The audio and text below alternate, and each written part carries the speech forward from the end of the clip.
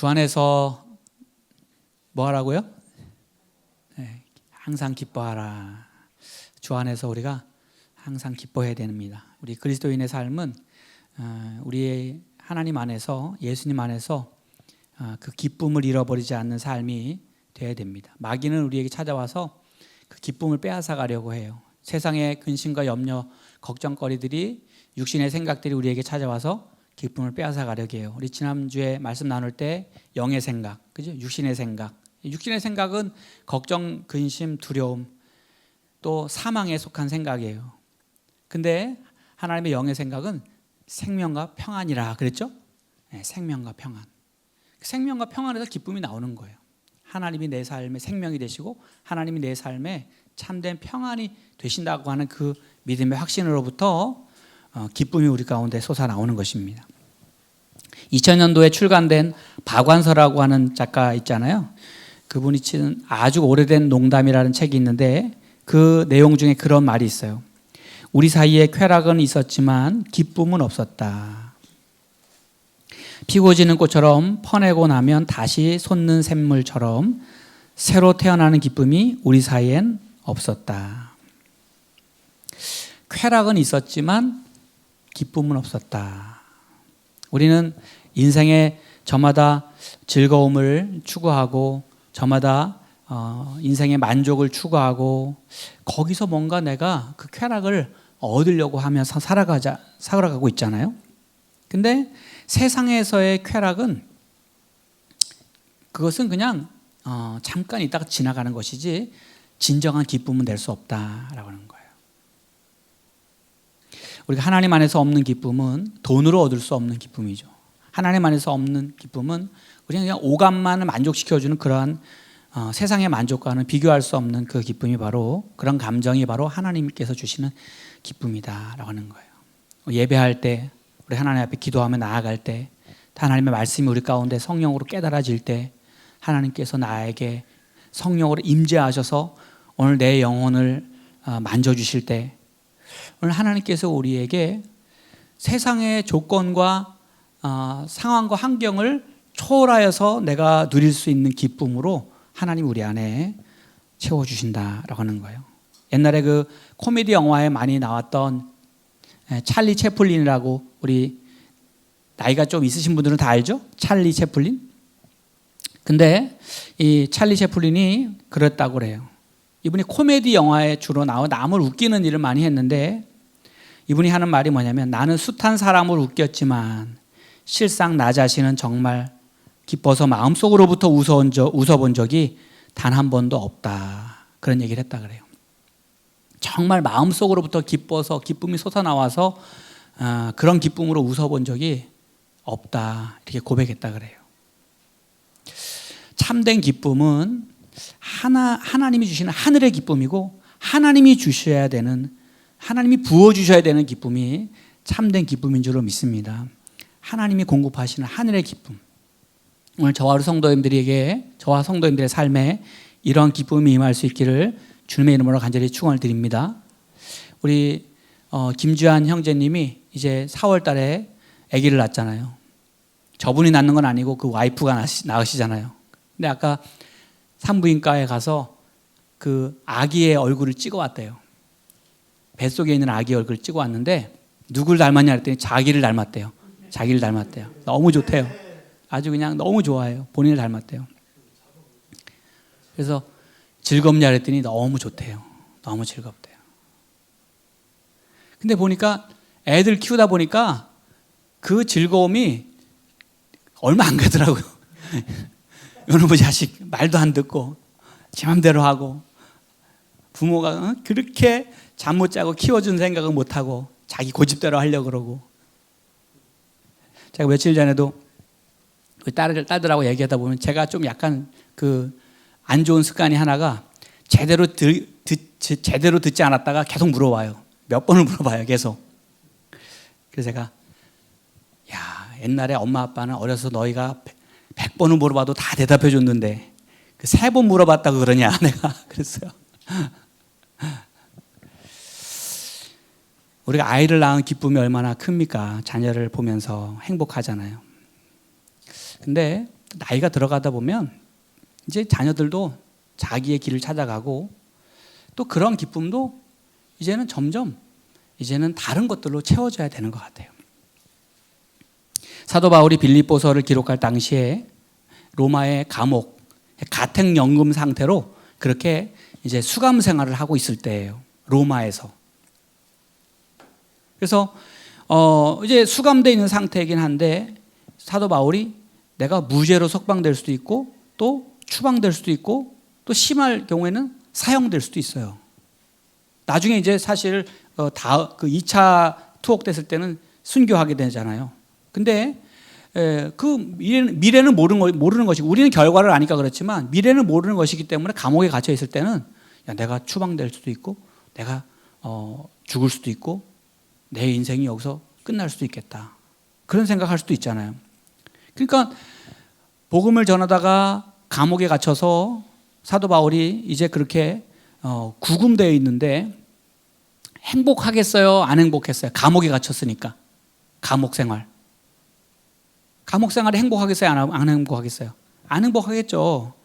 근데 사도 바울이 감옥 속에 갇혀가지고 이제 교회에 서신을 써요. 에베소서, 빌립보서, 빌레몬서, 골로새서 이런 이제 옥중 서신들을 쓰잖아요. 근데 오늘 빌립보서도 이제 그 갇혀 있는 상태에서 쓴 서신 중에 한 부분인데 4장 4절 오늘 본문 말씀에 정말 즐거워할 일 없는 행복할 일 없는 그곳에서 뭐라 그랬어요? 그래서 다시 한번 보겠습니다. 4장 4절 시작. 주 안에서 항상 기뻐하라. 내가 다시 말하노니 기뻐하라. 아멘. 우리가 누군가에게 야, 참 너 기뻐해라. 너 참 감사해라 라고 할 때 우리 마음이 우울하고 괴로우면 그런 말 할 수 있어요? 없어요? 별로 그런 말 잘 안 나가요. 내 마음이 괴롭고 내 마음이 우울하면 감사해라, 기뻐해라, 찬양해라 이런 말 나갈 수가 없죠. 근데 사도 바울은 감옥 속에 갇혀 있을 때도 예전에 빌립보 감옥에 처음 빌립보라는 곳에 처음 가서 전도하다가도 거기서 한밤중에 찬송하고 기도하고 그랬잖아요. 바울과 실라가 같이 거기서. 그러니까 그 감옥에서도 하나님이 주시는 성령 안에서 주시는 기쁨이 이제 막 있는 거죠. 그러니까 이 바울이 감옥 생활을 하고 있지만 자기 안에는 하나님이 주시는 그 하늘의 기쁨, 아까 말씀드렸던 하늘에서 주시는 하늘의 기쁨이 있는 거예요. 예수님을 통해서 공급받는 기쁨이 있는 거예요. 그러니까는 사도 바울이 세상에서 즐거워할 건 없지만 주 안에서 우리 즐거워하자. 주 안에서 기뻐하자. 이렇게 말하는 거예요. 근데 그렇게 말하는 이유는 우리가 예수님 안에서 얼마든지 우리가 기뻐할 수 있고 예수님 안에서 얼마든지 감사할 것들이 많기 때문에 이것을 교회에 또 고난당하고 환난 가운데 있는 성도들에게 너 이거 힘들지만 어렵지만 기뻐하자. 기뻐해라. 빌립보서 전체를 통해서 오늘 사도 바울에게 그럼 기쁨을 준 것은 뭘까? 한번 말씀을 이렇게 쭉 보니까 세 가지로 제가 찾아봤어요. 첫 번째는 뭐냐면 사도 바울은 예수 그리스도의 이름이 전파되는 것이 너무 큰 기쁨이었어요. 지금 감옥에 갇혀 있다 그랬죠? 그런데 이 바울이 마음속에 너무 기쁜 거에 있어요. 뭐냐면 예수님이 전파되는 거예요. 아니 감옥에 갇혀 있는데 무슨 예수님이 전파되는 게 기쁜가? 근데 이 바울이 기뻐하는 이유는 뭐냐면 자기가 감옥에 갇혀 있어도 가만히 보니까 평소에 바울이 복음을 전하고 다니면서 이렇게 예수님을 전하고 하나님 나라를 전하고 하는 일들을 시기하는 사람들이 있었단 말이에요. 어떤 사람들이었냐면 바울이 말이지 예수님의 제자도 12제자에 속하지도 않는 바울이 자기가 사도라고 하면서 자기가 예수님을 만났다고 하면서 복음을 전하고 있다고 하면서 시기하고 질투하고 그런 사람들이 있었어요. 그래서 바울의 마음을 괴롭게 했던 사람들이 있어요. 불편하게 했던 사람들이 있어요. 그런데 그런 사람들이 바울이 감옥에 갇히니까 야, 거 봐라. 그렇게 자기 고집대로 하더니 그렇게 자기가 사도라고 하더니 너 결국 감옥에 갇혔구나 하면서 때는 이때다 하고 바울과 경쟁적으로 그 사역하던 사람들이 막 전도를 막 하기 시작한 거예요. 거봐, 우리가 옳은 거야. 너는 틀린 거야. 너 그러다가 네가 잘못했으니까 감옥에 갔지. 뭐 이렇게 생각하는 사람도 있을 수도 있어요. 그러면서 이제 막 전도를 하기 시작하는 거예요. 물론 좋은 의도는 아니죠, 그게. 그런데 그런 사람들이 막 일어나는 거예요. 그리고 또 한편으로는 어떤 사람들이 있었냐면 바울이 감옥에 갇혀서 로마 감옥에 투옥됐는데 야, 바울이 그동안 했던 사역들을 우리가 이어받아서 하자. 바울의 정신을 우리가 이어받아서 우리가 전도하자. 바울은 없지만 이제 우리가 일어설 때다 하고 바울이 감옥에 갇힌 게 오히려 사람들에게 뜨거운 복음에 대한 열정과 동기를 불어일으켰던 그런 사람들이 있었어요. 그래서 오늘 빌립보서 1장 18절에 보니까 뭐라 그랬냐면 우리 한번 같이 한번 볼까요? 시작. 그러나 그릇된 동기에서든 참된 동기에서든 어쨌든 전파되는 것은 그리스도이므로 내가 기뻐하고 앞으로도 기뻐할 것입니다. 아멘. 좀 쉬운 성경으로 번역으로 제가 봤어요. 그릇된 동기에서든, 그릇됐다는 겁니까? 좀 잘못된 동기라는 거죠. 잘못된 목적에서든 아니면 좋은 목적에서든 사람들이 막 예수님을 전하라고 전도를 하려고 막 내가 감옥에 갇혔더니 더 막 그렇게 일어나서 전도하려고 하니까 자기는 너무 기쁘다는 거예요. 바울이 너무 기쁘다는 거예요. 바울은 예수님께서 바울이 예수님 만나기 전에 다메섹으로 가가지고 교회 다니는 사람들, 예수 믿는 사람들 잡아가두려고 막 가다가 빛으로 나타나신 예수님을 만났잖아요, 길에서. 그러면서 바울의 사울아 사울아 이름을 부르면서 내가 왜 나를 핍박하느냐, 나는 네가 핍박하는 예수라. 그러면서 바울에게 사명을 주셨는데 그게 뭐냐면 이방인들에게, 유대인들이, 이스라엘 안에 있는 유대인들이 말고 이방인들에게 복음을 전할 하나님의 그릇으로 바울을 예수님이 택하셨다 그랬어요. 그러니까 바울은 예수님을 만나면서 나를 예수님이 이스라엘 밖에 있는 이방 사람들에게, 다른 많은 민족들에게 내가 예수님을 전하라고 부름받았기 때문에 자기의 사명이라고 생각하고 있었단 말이에요.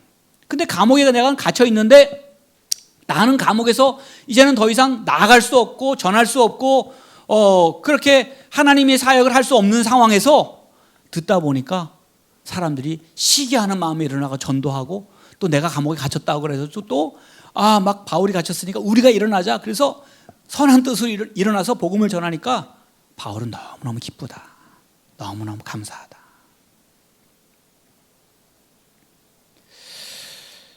여러분, 오늘 우리의 마음속에 정말 복음이 전해지고, 그래서 교회가 세워지고, 그래서 한 사람 한 사람이 더 구원받는 일들이 일어나는 것이 우리의 기쁨이 되고 있나, 이것을 한번 우리가 생각해 보게 하는 대목이에요. 오늘 또 다른 누군가가 지금 세계 열방을 향해 전도하고, 또 다른 누군가가 선교를 하고, 또 다른 누군가가 나를 대신해서 주의 일을 감당하는 그 많은 일들이 나에게도 기쁨이 되고 있는가, 이런 생각들을 한번 하는 거예요. 작은 교회가 있고 또 더 좀 큰 교회가 있고 또 아주 큰 교회도 있어요.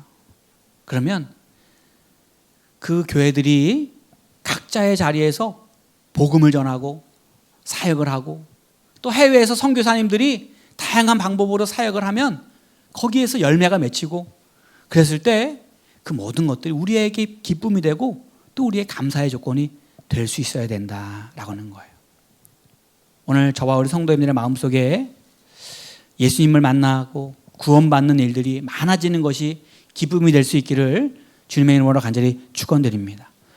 죄로 인해서 죽고 멸망받고 심판받아야 될 영혼이, 한 영혼이 구원받고 변화받고 새 사람 되어서 하나님의 자녀 되는 거, 영생 얻는 거, 오늘 사도 바울에게는요 그것이 정말 큰 기쁨이었다라고 하는 거예요.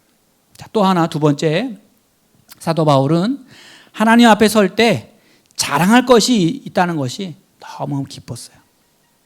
하나님 앞에 설 때, 오늘 성경에 보면 그리스도의 날에라고 그랬어요. 이거는 예수님이 다시 오셔서 예수님이 재림하셔서 심판하시는 때를 말해요. 또 더 나아가서는 우리가 하나님 앞에 설 때를 말해요. 그러니까 우리가 예수님이 다시 오실 때, 마지막 때에 우리가 하나님 앞에 서게 될 때, 또 종말의 때에 과연 우리가 자랑할 것이 있나? 사도 바울은 본인이 살아가면서 내가 하나님 앞에 자랑할 것이 있어서 너무 감사하다.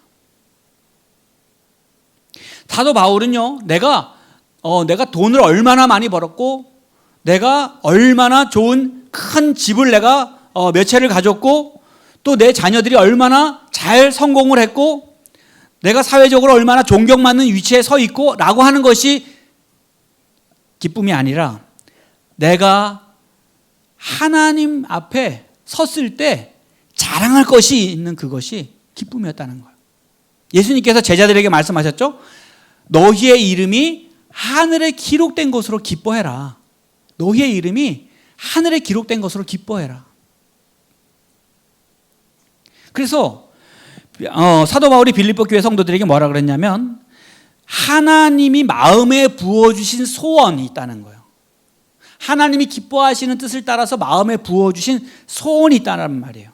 그리고 그 소원을 가지고 어두워진 세상 속에서 빛으로 살아내는 것이 중요하다고 얘기하면서, 그 이유는 바로 그렇게 하나님의 소원을 품고 그렇게 하나님의 자녀의 빛으로의 삶을 살아가면서 그리스도께서 다시 오실 때까지, 내가 하나님 앞에 서는 그날에까지 헌신하고 애쓰고 그렇게 살아가는 것이 결국은 자랑이 될 수 있기 때문에, 그것이 자랑이기 때문에.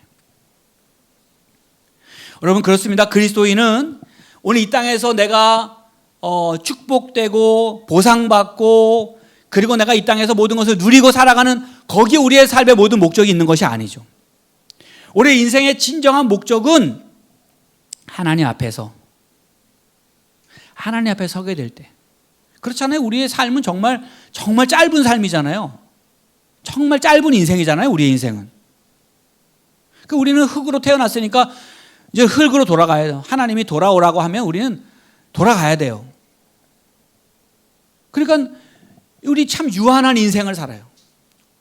영원의 시간 속에서 봤을 때 우리의 삶은 참 짧아요. 그래서 사도 바울은 우리가 살아가는 것이 이 생의 삶뿐이라고 한다면, 예수 믿는 우리, 예수님 때문에 고난받고 예수님 때문에 포기하고 예수님 때문에 선하게 의롭게 거룩하게 살려고 몸부림치려고 살았던 우리, 예수님 때문에 핍박받고 예수님 때문에 내가 사람들에게 손가락질 당하고 살았던 우리, 이 세상의 삶밖에 없다면 우리 얼마나 불쌍한 사람인지 모른다. 그런데 우리에게는 부활의 첫 열매가 되신 예수님처럼 우리는 예수님이 다시 오실 때 부활하여서 부활의 몸으로 영원한 삶, 영원한 생명을 살아가는 우리의 삶이기에 우리는 귀하다, 복되다. 그러니까는 제가 한번 물어볼게요. 그러면 우리가 이 세상에서 자랑하던, 이 세상에서 자랑거리는 어디까지예요? 끝이에요? 이 세상에서 끝인 거예요. 이 세상에서 끝인 거예요. 우리가 하나님 앞에 갈 때까지 가지고 갈 수 있는 자랑거리들이 있어야 되는데, 그것이 사도 바울이 말하는 하나님이 기뻐하시는 그 뜻을 따라 너희 마음 가운데 비추어진 그 하나님이 부어주신 소원, 하나님이 부어주신 소원, 하나님이 그 마음에 밝혀주신 그 빛으로 밝혀주신 그 하나님의 뜻, 그것을 붙잡고 살아갔다고 한다면, 그것은 하나님 앞에 설 때 자랑할 것이 있다. 그러면서 바울이 빌립보서 2장 17절에 이렇게 말해요. 한번 같이 한번 보겠습니다. 시작. 여러분의 삶을 믿음과 봉사의 제물로 하나님께 바칠 때 내 피를 그 위에 쏟아 부으라고 할지라도 나는 여러분과 함께 기뻐하고 즐거워할 것입니다. 아멘.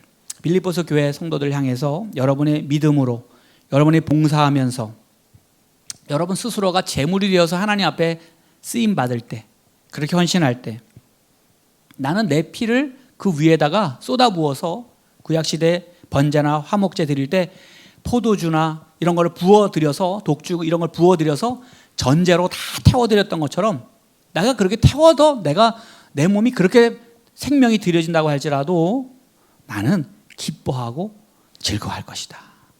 왜냐하면 그것이 나의 상급이기 때문에. 나의 상급.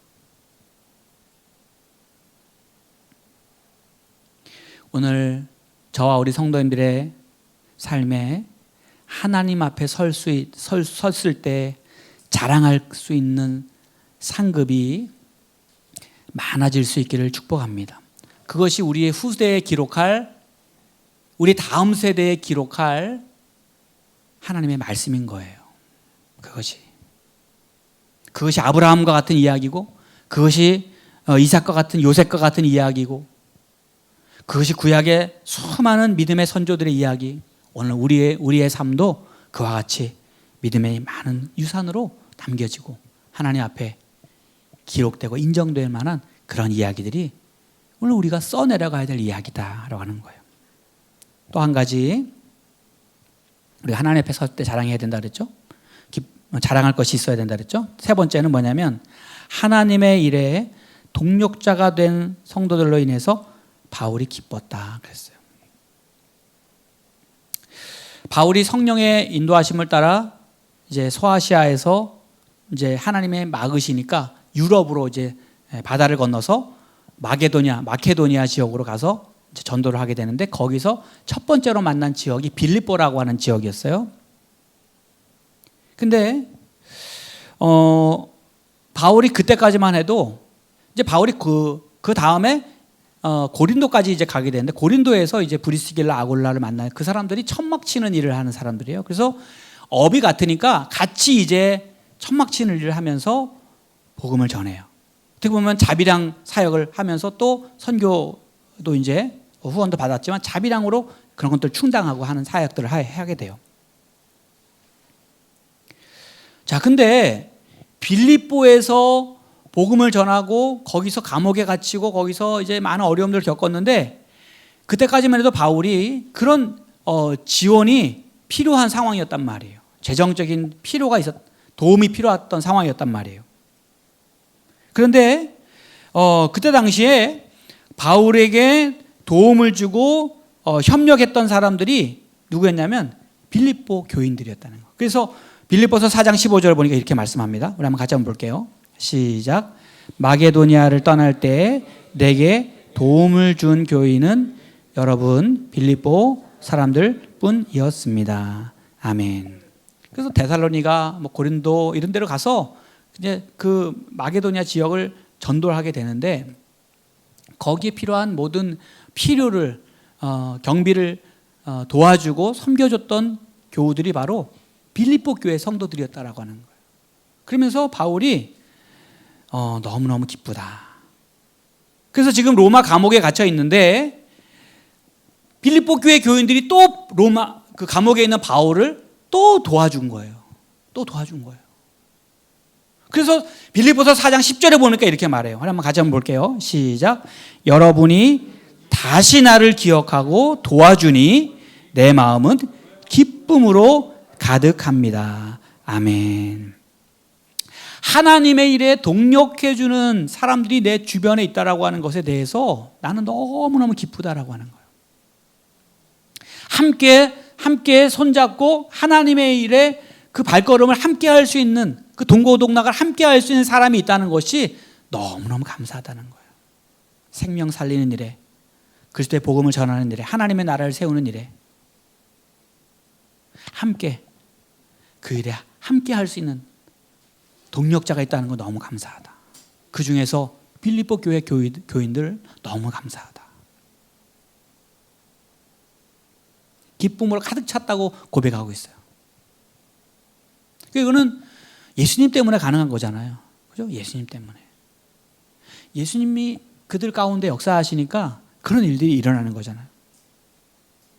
자, 그래서 그런 기쁨이 있었다는 거예요.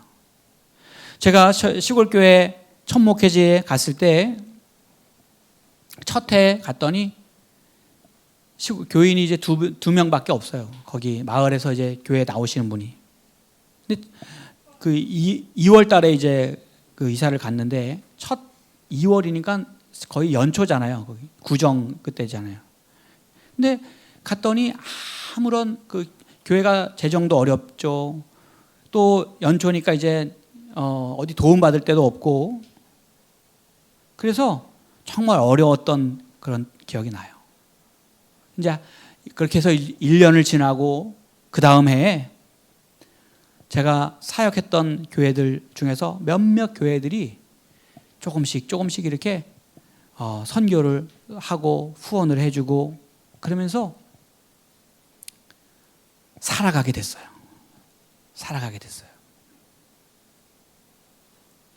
어떤 분은 개인 사업하시는 가정인데 선교비를 보내주셔서 선교를 저희 가정에 또 생활이 보탬이 되기도 했어요. 시골 교회라고 방문하셔가지고 이렇게 찾아와 주신 분들도 계셨어요. 마을에 가게가 없으니까 오시는 분마다 그걸 알고 아이들 어렸을 때니까 과자를 사가지고 오시면 하여튼 제 기억으로는 첫 해인가 둘째 해까지는 아이들 이렇게 먹을 것이 떨어지지 않고 계속 있었던 기억이 나요. 어느 날 우리 큰 아이가 1학년 때인가 하여튼 그 학교 가서 이제 피아노 학원을 등록을 시켰는데 어느 날 피아노 학원 선생님이 오셨어요. 차를 가지고 저희 집까지. 그러면서 하시는 말씀이 이 아이가 알아보니까 목사님 자제 같은데 제가 이 아이 피아노 학원비는 그 피아노 배울 때까지 받지 않겠다. 그래가지고 큰 아이는 이제 거기서 피아노를 그냥 거기 있는 동안은 피아노를 계속 배웠어요. 그분이 이제 큰 장로교회 3부 예배 반주하시던 선생님인데 지금도 제가 이렇게 연락이 되고 하고 있어요. 너무너무 감사하죠. 그 말고도 이제 더 많은 분들이 많은 사랑과 도움을 주고 기도해 주시고. 근데 오늘 제가 말씀을 보다 보니까 그렇지. 그런 동역자들이 함께 하니까 그런 일들을 감당할 수 있구나. 저는 여기 세움교회 여기서 이제 올해 10주년을 맞이했지만 우리 성도님들 한 분 한 분이 다 그런 동역자들이에요. 우리 교인 한 분 한 분이 다 그런 동역자들이에요. 그런 동역자들이 있으니까 이 일을 감당하는 거예요. 제가 지난주에 나눔할 때도 그런 말씀 드렸지만 요즘에 추운 날씨에 이제 뭐 그 교회 부지에 공사도 하고 그러지만 춥고 그러잖아요. 근데 정말 거짓말을 하나도 안 보태서 힘들지가 않아요. 이상하게 힘들지가 않아요. 추운 데 가서 뭘 하는데도 하나도 힘들지가 않아요. 하나님께서 오늘 우리의 성도들을 통해서 도움의 손길들을 통해서 하나님의 교회들을 세워가고 또 이 교회를 통해서 하나님의 일을 이루어가고 계시다라고 하는 그런 마음으로 그렇게 하니까 뭐 우리가 여러 가지로 부족한 것도 있지만 그런데 힘들다는 생각이 들질 않아요. 아마 사도 바울도 감옥 속에 갇혀가지고 그런 생각이었을 것 같아요. 야, 내가 비록 감옥에 갇혀 있지만 내가 뿌린 씨앗 또 내가 앞으로 기도하면서 나아갈 또 사역의 자리 하나님께서 책임져 주시고 수많은 믿음의 동역자들이 함께 있는데 하나님께서 그들을 통해서 여전히 일하시고 여전히 하나님은 역사하실 것이다. 함께 함께 일하는 믿음의 지체들, 동역자들이 있으니까 사도 바울이 그냥 의무적으로 하는 것이 아니라 기쁨으로, 감사함으로 또 그 희망을 가지고 소망 가운데 그 사역을 감당하는 거예요. 여러분, 우리가 가정을 이뤄가는 거 쉽지 않죠. 우리 자녀들을 믿음으로 세워가는 거 간단하지 않아요. 그런데 오늘 그 속에서 하나님께서 우리의 가정 속에서 예수 그리스도 안에서 이루시고자 하시는 생명의 열매, 구원의 열매들을 함께 맺어가고, 오늘 하나님께서 오늘 사도 바울에게 역사하셨던 것처럼 오늘 우리 가정을 통해서 하나님 나라의 상급 쌓는 일에 참여하게 하시고, 오늘 우리 가정이 이제 하나님의 동력자로 함께 쓰임받고 나아갈 때 하나님께서 오늘 그런 일들을 통해서 세상에서 얻을 수 없는 그 기쁨, 세상에서 얻을 수 없는 그런 감사, 그런 것들로 하나님이 좀 채워주시기를 원합니다. 그런 만족으로 하나님이 채워주시기를 원합니다. 오늘 우리 삶의 자리에 하나님께서 그러한 하늘 기쁨으로 충만하게 채워주시기를 예수님의 이름으로 간절히 축원합니다. 우리 한번 말씀 한 절 읽고 그리고 마치려고 합니다. 빌립보서 4장 4절 한번 같이 읽고 마칠게요. 시작. 주 안에서 항상 기뻐하라. 내가 다시 말하노니 기뻐하라. 아멘.